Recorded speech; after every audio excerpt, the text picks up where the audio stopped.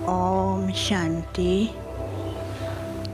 आज प्यारे प्यारे बाबा ने हम बच्चों को बताया कि बाप आए हैं अपने बच्चे अथवा सजनियों का श्रृंगार करने के लिए, लेकिन चलते चलते बच्चे क्या करते हैं, अपना श्रृंगार बिगाड़ देते हैं, जिसके लिए बाबा कभी कभी उदाहरण भी देते हैं। और दूसरी बात बाबा ने कही कि बच्चे चलते चलते एक छोटी सी भूल कर लेते हैं। जब छोटी सी भूल करते हैं तो उससे क्या क्या नुकसान होता है, बाप से निश्चय टूट जाता है, पुरुषार्थ नहीं करते हैं, योग नहीं लगेगा, फिर माया के चक्कर में आ जाते हैं। तो बाबा कहते हैं इन सब बातों का बच्चों को ध्यान रखना है। फिर बाबा ने कहा दुनिया में लोग कहते हैं कि ये सब पे दया करने वाले हैं, अपने को सर्वोदय लीडर कहते हैं।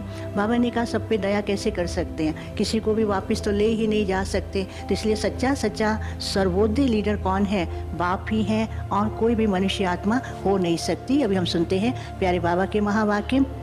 आज की तारीख है 30 अप्रैल 2022। मुरली का मुख्य हेडिंग, मीठे बच्चे बाप आए हैं तुम्हारा ज्ञान योग से श्रृंगार करने, उस श्रृंगार को कायम रखने के लिए माया से कभी भी हार नहीं खाना। मीठे बच्चे बाप आए हैं तुम्हारा ज्ञान योग से श्रृंगार करने, उस श्रृंगार को कायम रखने के लिए माया से कभी भी हार नहीं खाना। आज का प्रश्न है, कौन सी एक छोटी बात निश्चय बुद्धि बच्चों के निश्चय को तोड़ संशय बुद्धि बना देती है? कौन सी एक छोटी सी बात है जो निश्चय बुद्धि बच्चों के निश्चय को तोड़ संशय बुद्धि बना देती है? इसका उत्तर है, निश्चय बुद्धि बच्चे अगर चलते चलते किसी छोटी भी भूल के भ्रम में फंस जाते हैं तो निश्चय टूट जाता। एक है भूल, दूसरा बाबा कहते भूल के भ्रम में। भूल का भ्रम मीन्स भूल कर लिया, कितना भी समझाओ मानेगा नहीं, सुनेगा ही नहीं, ऐसा उसको भ्रम बैठ जाता है कि जो मैं कर रहा हूँ या कर रही हूँ राइट है। तो इसलिए आज बाबा को कहना पड़ा भूल के भ्रम। निश्चय बुद्धि बच्चे अगर चलते चलते किसी छोटी भी भूल के भ्रम में फंस जाते हैं तो निश्चय टूट जाता है। श्रीमत में भ्रम पैदा हुआ तो माया संशय बुद्धि बना देगी। जो संशय बुद्धि बनते हैं वह सर्विस भी नहीं कर सकते और उनको विकारों को जीतने की मेहनत भी नहीं होती। जो जैसे संशय बुद्धि बने, ना तो सेवा कर सकते हैं, ना पुरुषार्थ कर सकते हैं, ना विकारों को जीतने की मेहनत होती है। जो संशय बुद्धि बनते वह सर्विस भी नहीं कर सकते और उनसे विकारों को जीतने की मेहनत भी नहीं होती। ऐसे कमज़ोर बच्चों को भी रहम दिल बाप राय देते हैं, बच्चे अगर तुम्हें विकार सताते हैं, सर्विस भी नहीं करते तो बाप को याद करो, और कुछ नहीं कर सकते, कम से कम बाप को याद करो। आज का गीत है, तुम ही हो माता तुम ही हो पिता। ओम शांति। ये किसकी महिमा है? मात पिता की। तुम उस मात पिता के बच्चे हो, उनको कहा जाता है बेहद का रचयिता। कितने ब्रह्मा कुमार और ब्रह्मा कुमारियां हैं। जगत अम्बा और जगत पिता ब्रह्मा के भी चित्र हैं, सिर्फ भिन्न भिन्न चित्र बना दिए। जगत पिता का भी चित्र कैसा कैसा बना देंगे, जगत माता के भी कितने चित्र बना देते, कहाँ काली कहाँ कैसा बना देते। तो बाबा कहते हैं सिर्फ भिन्न भिन्न चित्र बना दिए। तुम जानते हो विश्व के आदि अर्थात सतयुग में अथाह सुख था, अभी फिर से बेहद के बाप से बेहद सुख का वर्षा पा रहे हो। ये महिमा लौकिक माँ बाप की नहीं हो सकती। बाबा कहते ऐसी बेहद की महिमा लौकिक माँ बाप की तो हो ही नहीं सकती। ये महिमा लौकिक माँ बाप की हो नहीं सकती। ये है बेहद की माँ बाप की बात। परम पिता परमात्मा को ही मात पिता कहा जाता है, परंतु वह है निराकार। ये तो बहुत बाहर समझाया है कि नई रचना नए धर्म के लिए ये नया ज्ञान, नई रचना नई दुनिया नए धर्म के लिए बाबा बच्चों को नया ज्ञान देते। दुनिया वाले तो समझ नहीं सकते हैं। ये बहुत बार समझाया है कि नई दुनिया नई रचना नए धर्म के लिए नया ज्ञान है।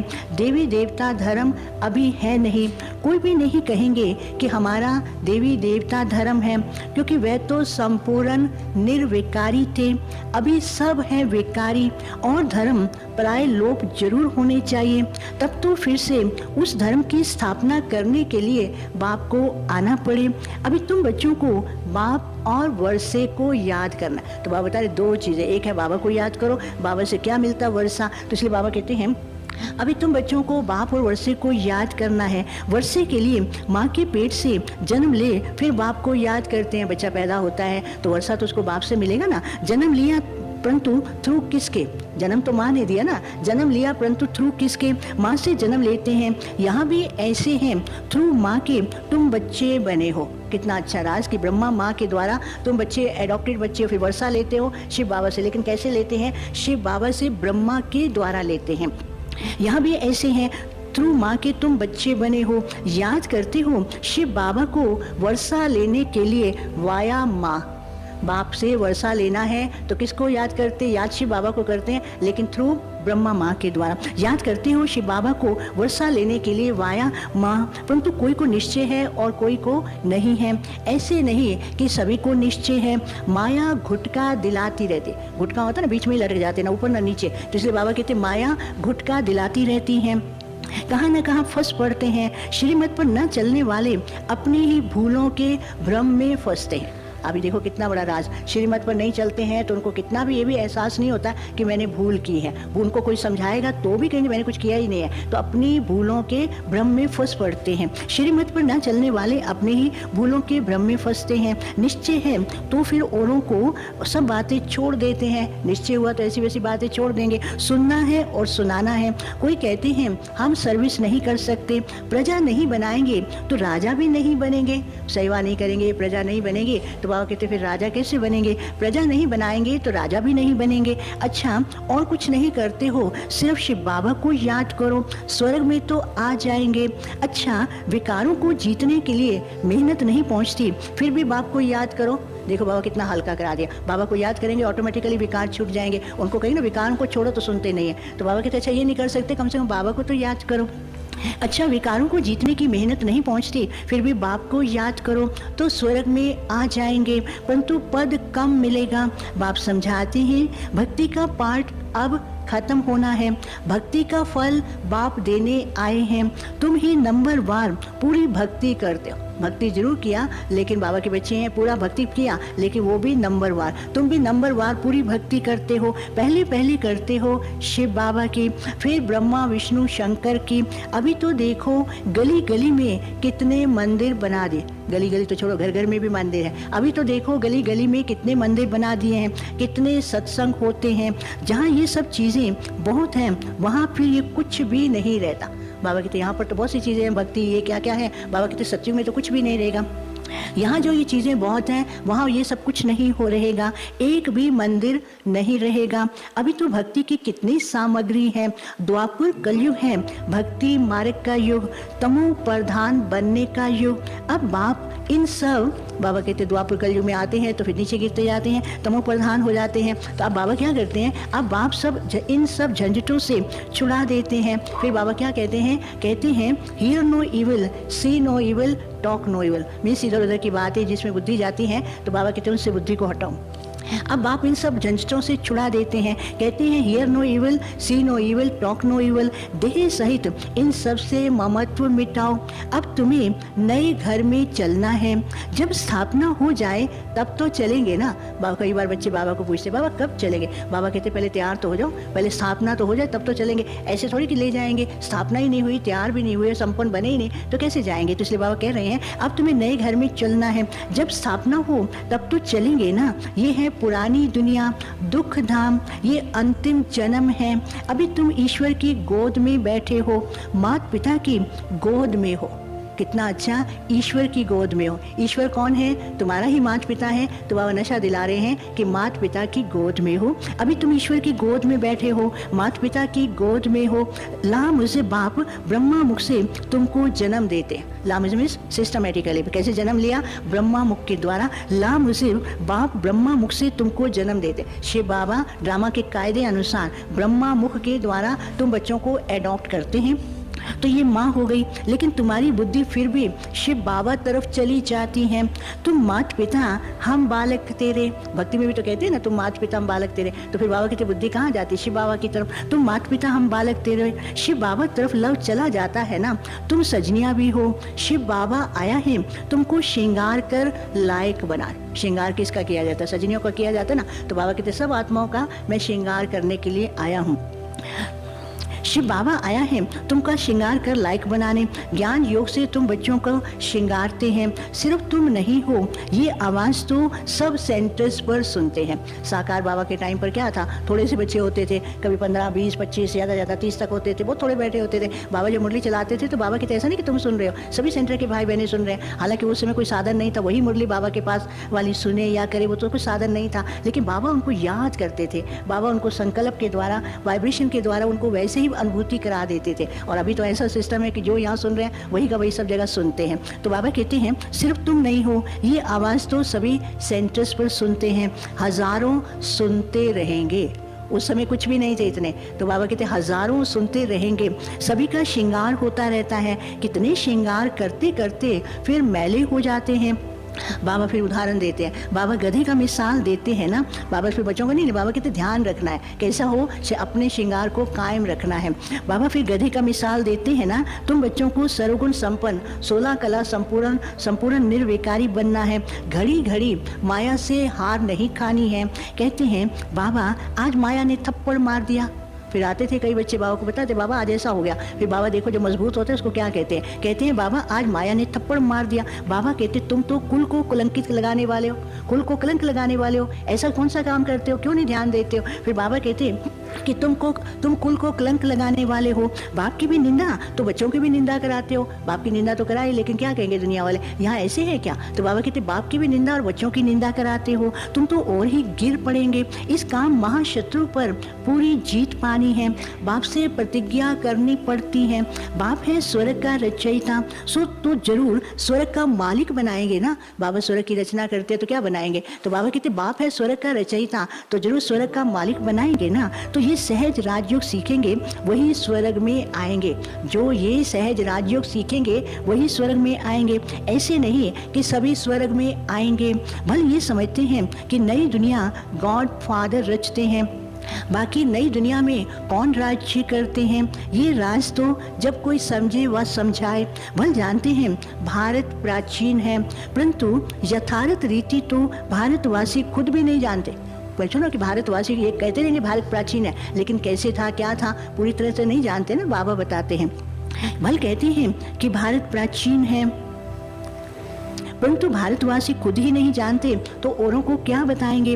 तुम बतला सकते हो, भारत जैसा पवित्र खंड और कोई हो नहीं सकता, भारत जैसा माला माल और कोई खंड नहीं। भारत इतना ऊंच था, इतना माला माल था, इतना सब कुछ था, अभी क्या हाल हो गया। फिर बाबा कहते हैं बाबा फिर से भारत इतना माला माल महान बनेगा, भारत जैसा माला माल और कोई खंड नहीं।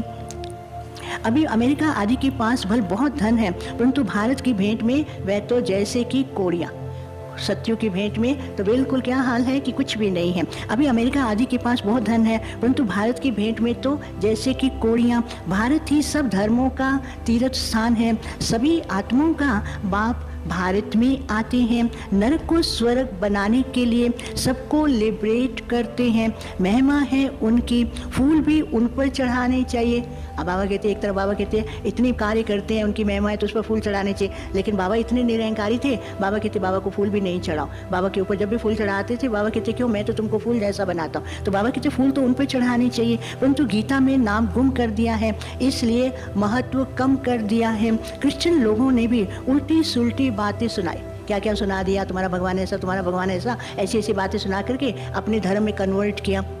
तो क्रिश्चियन लोगों ने उल्टी सुल्टी बातें सुनी, वो फिर ग्लानी की बातें सुनाए, अपने धर्म में बहुतों को कन्वर्ट करते गए हैं। कितने क्रिश्चियन बनते होंगे, कितने बने होंगे, फिर सभी लौट करके वापस अपने धर्म में आ रहे हैं। ये तो कलप कलप होता ही रहेगा। तो बाबा ने कहा इसमें सोचने की बात ही नहीं, ये भी ड्रामा में पार्ट था, हुआ है कलप कलप होता रहेगा, ये तो कलप कलप होता ही रहेगा। बाप कहते हैं जब ऐसे धर्म की ग्लानी होती है तब फिर मैं आकर भारत को हीरे जैसा बनाता हूँ। बेहद के बाप से बेहद का सुख मिलता है, स्वर्ग की स्थापना होती है।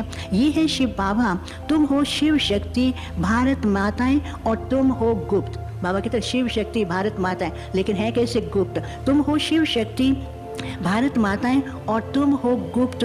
तुम शिव शक्ति सेना को मनुष्य क्या जाने, बाबा कहते हैं ना, तुम जाओ कुछ भी कार्य करो, लोग थोड़ी समझते हैं क्या कर रहे हैं, लेकिन अभी तो समझने भी लग रहे हैं। तुम शिव शक्ति सेना को मनुष्य क्या जाने, तुम ही जानते हो बरोबर हम शिव शक्ति और क्या है पांडव सेना। बाबा पांडवों को भी नहीं भूलते, शिव शक्ति माताओं को भी याद करते और पांडवों को भी। तो बाबा कहते तुम हो शिव शक्ति पांडव सेना। ये नई राजधानी स्थापन हो रही है, ये है पुरानी पतित दुनिया, वह है पावन नई दुनिया। इस पतित दुनिया में पावन कोई हो नहीं सकता। शास्त्रों में तो क्या क्या बातें लिख दी हैं, सुनाने वाले भी बड़े होशियार होते हैं। शास्त्र भी सुनते आए, 7 रोज का पाठ भी रखते आए। जैसे बाबा कहते हैं ज्ञान 7 रोज सुनना है, तो भक्ति में भी 7 रोज का पाठ रखते आते हैं।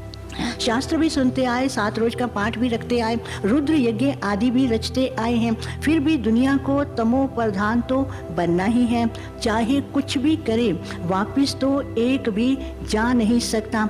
मनुष्यों को ज्ञान ही नहीं है तो कान का रस, तो शास्त्रों का कन रस बहुत अच्छा लगता है। शास्त्रों में कहानियाँ सुनाते हैं, कई तरह के उदाहरण देते हैं, तो सुनते सुनको अच्छा लगता है। जब पूछो ना क्या सुनो, वो कहानियाँ ही सुनाते रहेंगे, उनको ज्ञान क्या वो नहीं पता रहता, इसलिए वो कन रस की आदत पड़ी हुई है। तो बाबा कहते हैं मनुष्यों को ज्ञान ही नहीं तो शास्त्रों का कन रस बहुत अच्छा लगता है। तुमको अभी ये अच्छा नहीं लगता, अभी अच्छा लगता है, सुनेंगे कहेंगे तो आधा समझ आएगा, आधा समझ में भी नहीं आएगा। तो बाबा कहते हैं अभी तुमको ये अच्छा नहीं लगता, इसलिए बाप कहते हैं hear no evil see no evil, सिर्फ मुझे याद करो, श्रीमत पर चलो तो श्रेष्ठ बनेंगे, आश्री मत पर चलने से असुर ही बनते जाएंगे। ये है रावण मत, मनुष्य रावण की मत पर है, तब तो रावण को जलाते रहते हैं। ऐसी हालत हो गई है ना, रावण मत पर क्या क्या हाल हो गया, क्या करते रहते। तो बाबा कहते हैं तब तो रावण को जलाते रहते हैं। बाप हर एक बात अच्छी रीति बैठ समझाते हैं। बीज और झाड़ की नॉलेज है, इसको कल्प वृक्ष कहा जाता है। इनकी आयु 5000 वर्ष है। अगर सतयुग की लाखों वर्ष हुए तो फिर हिंदू बहुत होने चाहिए। कहते हैं ना सतयुग की आयु लाखों वर्ष है, कहाँ कहाँ कितनी आयु बता देते हैं। तो बाबा कहते हैं फिर जनसंख्या तो क्या ये हिंदू भी तो बहुत होने चाहिए। अगर सत्युग को लाखों वर्ष हुए हों तो फिर हिंदू तो बहुत ढेर होने चाहिए। अब तुम बच्चे अच्छी रीति जानते हो कि विनाश तो होना ही है, नेचुरल क्लेमिटीज भी आती जाएंगी, आ रही हैं, कभी कुछ हो जाता है, कभी हो जाता है, कभी कहाँ गर्मी पड़ रही, कहाँ पर कुछ हो रहा है। तो बाबा कहते हैं नेचुरल क्लेमिटीज भी आती जाएंगी, नेचुरल क्लेमिटीज भी आती जाएंगी। इनको फिर वह गॉडली क्लेमिटीज कह देते हैं। दुनिया वाले इसको कहेंगे ईश्वर के है, तो बाबा कहते गॉडली नहीं है, तो प्रकृति का खेल है, ड्रामा में पार्ट है। इनको वह फिर गॉडली क्लेमिटीज कह देते हैं, परंतु गॉड थोड़ी क्लेमिटीज लाते हैं। बाबा कहते मैं थोड़ी बैठ करके ऐसा काम करूंगा, ये तो मनुष्य के कर्म है, कर्म का फल उनको मिल रहा है, परंतु गॉड थोड़ी ऐसी क्लेमिटीज लाते हैं। ये तो ड्रामा में नूंद है। विनाश ना हो तो नई दुनिया कैसे रची जाए। महाभारत लड़ाई से ही तो स्वर्ग के गेट खुलेंगे। बच्चों ने साक्षात्कार भी किया है, मंजिल बहुत भारी है, तो कई तो हिम्मत ही नहीं रखते हैं। जब सुनते हैं ना इतनी बड़ी मंजिल है, इतना करना पड़ेगा, तो हिम्मत ही खत्म हो जाती है। लेकिन बाबा कहते पुरुषार्थ करो सब सहज हो जाएगा। कई तो हिम्मत नहीं रखते। देखो कल भी बाबा समझा रहे थे कि इस मृत्यु लोक में तुम्हारा ये अंतिम जन्म है, अब मैं अमर लोक का मालिक बनाने आया हूँ। इस अंतिम जन्म बाप का कहना तो मानो ना। बाबा ने कहा ना देखो इस मृत्यु लोक में अचानक कुछ ना कुछ हो जाता है, किसको क्या मालूम क्या है। तो बाबा कहते पहले ही बाबा ने बता दिया कि इस मृत्यु लोक में अंतिम जन्म है, बाबा अमर लोक का मालिक बनाते, तो कम से कम बाबा का तो मानो ना। इस अंतिम जन्म बाप का कहना मानो, पवित्रता की प्रतिज्ञा करो। लौकिक बाप का भी अगर बच्चा कहना ना माने तो बाप कहेंगे ना कि तुम कपूत बच्चा है। बाबा तो सर्वशक्तिवान है, उनके फरमान पर चलने से मदद भी मिलेगी। फिर बच्चे कहते हैं अच्छा सोचेंगे। बाबा बच्चों को कहते थे ना, कोई नए नए आते थे तो बाबा उनको बताते थे, फिर पूरा निश्चय नहीं है तो बाबा को कहते अच्छा बाबा सोचेंगे। बाबा कहते इसमें सोचना क्या है, कल कल करते कुछ भी हो जाए। तो बच्चे क्या कहते हैं अच्छा सोचेंगे। तो बाबा कहते हैं पवित्रता की प्रतिज्ञा करो। लौकिक बाप का भी अगर बच्चा कहना ना माने तो बाप कहेंगे ना तुम कपूत बच्चा हो, बाबा तो सर्वशक्तिवान है, उनके फरमान पर चलने से मदद भी मिलेगी। फिर भी बच्चे कहते हैं अच्छा सोचेंगे। अरे कल शरीर छूट जाए तो वर्षा भी नहीं मिलेगा। 5 विकारों की बीमारी बहुत कड़ी है, माया ने सबको रोगी बना दिया, माया ने सबको रोगी बनाया है। अब बाप कहते हैं मेरी श्रीमत पर चलो। माया तो बहुत विकल्पों को लाएगी, बहुत तूफान आएंगे, दिवाला निकल जाएगा। फिर कहेंगे ये क्या बाबा का बना तो ये हाल हुआ। कभी कभी किसी का ड्रामा में ऐसा पार्ट होता है, बाबा का बनते हैं कई प्रकार के जैसे उनके सामने परिस्थितियाँ आती, लेकिन बाबा का बनने से नहीं हुआ, कई जन्मों का हिसाब किताब है। बाबा का बनने से, बाबा की मदद से वो परिस्थितियों से वो हल्के हो जाते हैं। लेकिन जिनको पक्का निश्चय नहीं है ना, बुद्धि में नहीं बैठता, कहेंगे बाबा का बने तो ऐसी बातें आ गई, अरे आई नहीं है, तुम्हारा हिसाब किताब चुकतू हो रहा है, उसको समझते नहीं है। तो फिर बाबा को कहते देखो हम बाबा का बने, बाबा ये क्या हुआ? बाबा कहते तुम्हारा हिसाब किताब हल्का हो रहा है, वो नहीं समझते। तो बाबा बता रहे हैं, तो बाबा कहते हैं दिवाला निकल जाएगा, फिर कहेंगे ये क्या बाबा का बना तो ये हाल हुआ। परंतु बाप कहते हैं तुमने शिव बाबा को सब कुछ दे दिया, तुम तो ट्रस्टी हो गए, फिर क्यों सोचते अच्छा दिवाला भी हुआ? तो बाबा कहते तुम निश्चिंत रहो ना, तुमने तो शिव बाबा को दे दिया, तुम क्यों सोचते ये हुआ वो हुआ? बाबा जाने, बाबा का काम जाने। तो बाप कहते हैं तुमने तो शिव बाबा को सब कुछ दे दिया, तुम ट्रस्टी हो गए, वह तुमको पूरा हिसाब देंगे ना, तुम चिंता क्यों करते हो? तुम जानते हो अभी भारत का बेड़ा डूबा हुआ है, बाप सैल्वेज करने आए हैं। बाप बिगर स्वर्ग कौन बनाएगा? बाबा के बिना तो कोई स्वर्ग बना ही नहीं सकता, बाप के बिगर स्वर्ग कौन बनाए? कहते हैं द्वारका नीचे चली गई, अब ऊपर कैसे आएगी? नहीं, भक्ति में बताते हैं ना, शास्त्रों में कैसे द्वारका नीचे चली गई, तो बाबा कहते हैं अब ऊपर कैसे आएगी? अब ऊपर कैसे आएगी? क्या कचमच लाएंगे क्या? सागर के अंदर कचमच घूमते हैं, क्या वो उसको लाएंगे? क्या कचमच लाएंगे क्या? ये ड्रामा का चक्र है जिसको समझना है। सतयुग त्रेता जब ऊपर है, तब द्वापर कलयुग पीछे नीचे चले जाएंगे। सृष्टि चक्र का चित्र इतना बड़ा बनाना चाहिए। बाबा को क्या होता था, छोटे छोटे चित्र नहीं बनाओ, बड़े बड़े चित्र बनाओ, दूर दूर लगा दो, दूर से देखे तो उसको दिखाई दे जाए। तो बाबा इसलिए बता रहे हैं कि सृष्टि चक्र का चित्र इतना बड़ा बनाना चाहिए, जैसे आईना फुल साइज का बनाते ना, फुल साइज का आईना होगा, शीशा होगा ना पूरे साइज का, दूर से देखेंगे तो पूरा ही दिखाई देता है। तो बाबा कहते हैं चित्र भी बड़े बड़े होने चाहिए, तो जो दूर से देखे उसको हर बात स्पष्ट में आ जाए।